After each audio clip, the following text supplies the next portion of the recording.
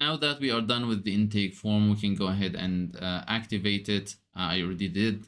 And then let's go ahead and add it to a Lightning page. I'll go to App Builder, Lightning App Builder, and I'll create a new app page. You could add this to an Experience Cloud site page as well. The process is a bit similar, except that you're going to need to take into account, or in both cases, you're going to take into account the access that the users have to the objects that we are using in the flow. If someone doesn't have access to households, or they don't have access to participants or the intake object, then there will be some troubleshooting around these permissions. Let's select app page. Let's say new intake, and let's select one region. Done. Let's add the flow component.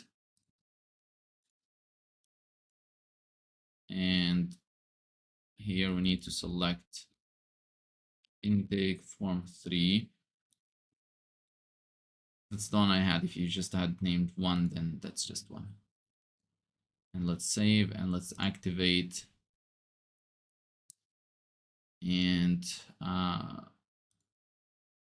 let's add it to donor engagement.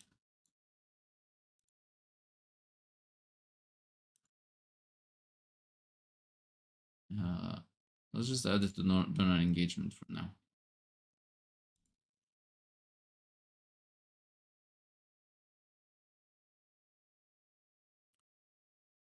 Okay, let's now go back to that donor engagement. I like to keep the page open in case I need to make edits.